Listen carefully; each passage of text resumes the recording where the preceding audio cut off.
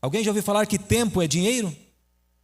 Um presente. Tempo não espera por ninguém. Tempo é tempo. Eu vi uma história que achei interessante sobre o tempo. Um pai chegou em casa e ele estava muito atarefado, estressado do trabalho. Muitos homens chegam em casa e nunca estão estressados, eles chegam sempre felizes. Mas esse estava estressado. Chegou em casa e ele então ligou a televisão para assistir o telejornal. Sabe aquela caixa do nada, que o homem quer entrar na caixa do nada? Quero dizer para vocês que existe um pastor aí pregando sobre a caixa do nada como se fosse uma coisa boa, tá? Mas a caixa do nada é a caixa do diabo, tá? Porque você tem família, quando você chega em casa, tem os filhos para você interagir, tem a esposa para escutar, tem a grama para cortar. Então, você não pode chegar em casa e ignorar o seu mundo principal, que é a sua família. Então, a caixa do nada, só para um registro aqui, é a caixa do diabo, certo? E aquele homem sentou na caixa do nada e ficou assistindo o telejornal, e o filho chegou para ele todo feliz, todo sorridente. Papai chegou: pai, vamos brincar? E o pai falou assim: você não está vendo que eu estou ocupado, guri? Deixa eu ver meu telejornal, vai brincar com os teus irmãos. O filho saiu um pouco triste, com o rabinho entre as pernas, né? Só que criança é criança, né? Tem a memória curta. Daqui a pouco lá vem a criança de novo: pai, quanto é que custa o teu tempo? Aí o pai fica nervoso: filho, vai perguntar para tua mãe. Eu estou ocupado, você não está vendo? E o filho saiu. E dali uns 5 minutos ele volta de novo: pai, quanto é que custa o teu tempo? Aí o pai ficou nervoso: filho, você é mal educado mesmo, né? Vai para a cama agora, vai para o teu quarto e fica lá e vai dormir. Mas pai, eu nem jantei. Não interessa, vai dormir. E o pai ficou ali na caixa do nada, assistindo o telejornal. Daqui a pouco acabou o programa e ele se lembrou do filho e pensou assim: puxa vida, que besteira que eu fiz. Ele foi lá no quarto do filho, chegou lá, o filho já estava dormindo. Ele acordou o filho acordou apavorado: não, pai, não me bata, prometo que eu não te incomodo mais. Aí o pai falou: não, filho, eu estou arrependido, filho, arrependido do que eu fiz com você. Eu quero que você levante, nós vamos jantar juntos e eu quero brincar com você um tempo. Aí o filho olha para o pai e fala assim: mas pai, me responde uma pergunta: quanto é que custa o teu tempo? Como assim, quanto é que custa o meu tempo? Teu tempo de trabalho, pai, quanto é que custa uma hora de trabalho seu? Me custa R$5. R$5 custa a minha hora de trabalho. Pai, você me empresta 2? O pai pegou 2 notas de R$1, deu para o filho. O filho juntou mais 3 que tinha e entregou para o pai. Pai, estou comprando 1 hora do seu tempo. Agora você é meu. Vamos brincar por 1 hora. Aí a pergunta para você é: quanto é que custa o seu tempo? Vocês acharam barato a hora do pai da criança, R$5 a hora? Quem aí consegue calcular quanto é que ganha de salário, divide pelas horas do mês, as horas do dia, e descobrir quanto é que você ganha por hora? Quem é que sabe quanto é que ganha por hora? Quanto é que ganha um professor por hora? Não vamos falar dessa parte, né? Minha esposa vai ficar chateada, né? Quanto é que ganha um médico por hora? Quanto é que custa a sua hora? Mateus capítulo 24. Nós vamos ver agora Mateus, no capítulo 24, o verso 13. É uma mensagem importante aqui para nós sobre o tempo. Mateus, o capítulo 24, o verso 13.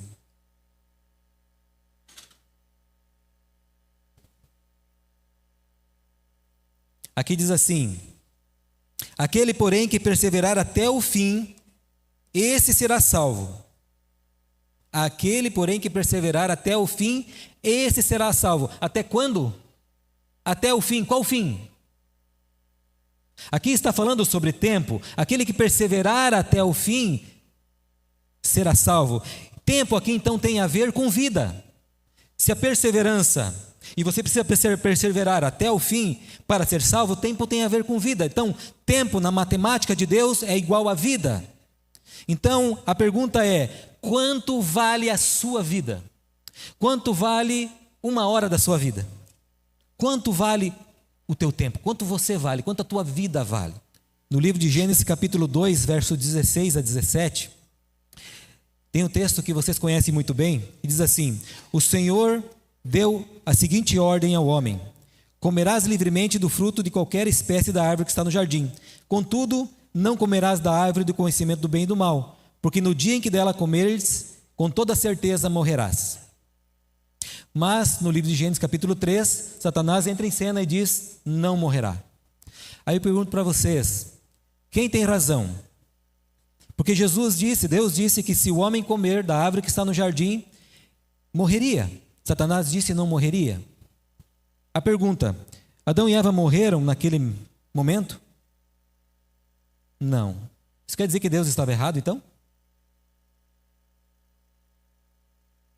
Irmãos, nesse dia, exatamente nesse momento em que Adão e Eva comeram do fruto, do conhecimento do bem e do mal, começou a contar o tempo. Não tinha tempo para nós. Adão e Eva foram criados para viverem eternamente.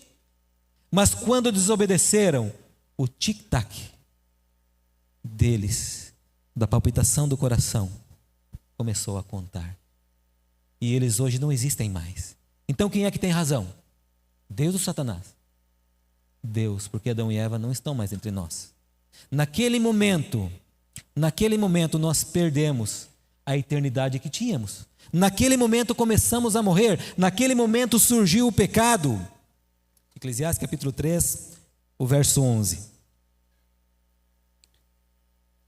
Lá diz assim: tudo fez Deus formoso no seu devido tempo, porém pôs a eternidade no coração do homem, sem que esse possa descobrir as obras que Deus fez desde o princípio até o fim.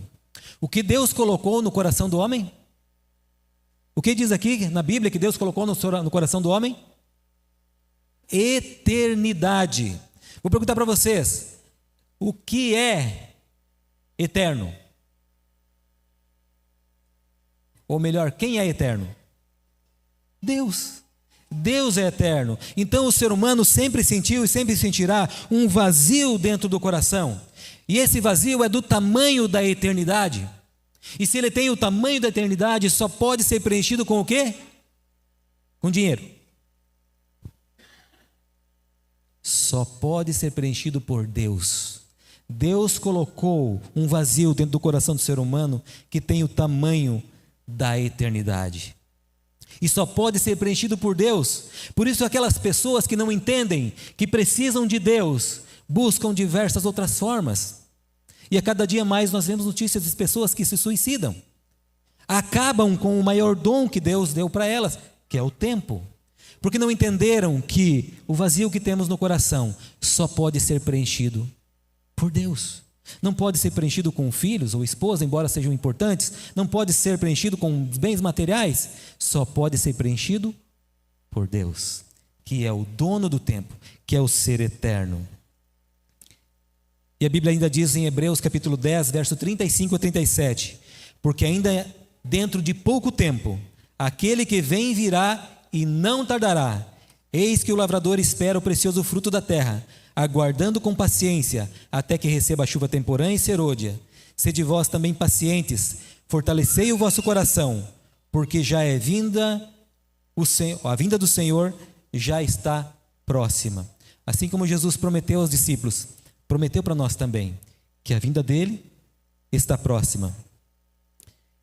Para nós encerrarmos a mensagem desta manhã, eu gostaria de contar para vocês mais uma história, para você pensar de que maneira você tem valorizado o tempo que é a nossa vida, que nós temos aqui neste mundo.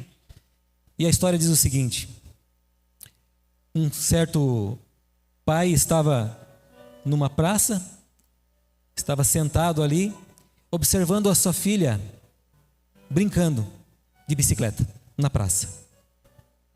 De repente uma senhora senta do lado e, como uma boa mãe e pai, né, nós temos orgulho dos nossos filhos.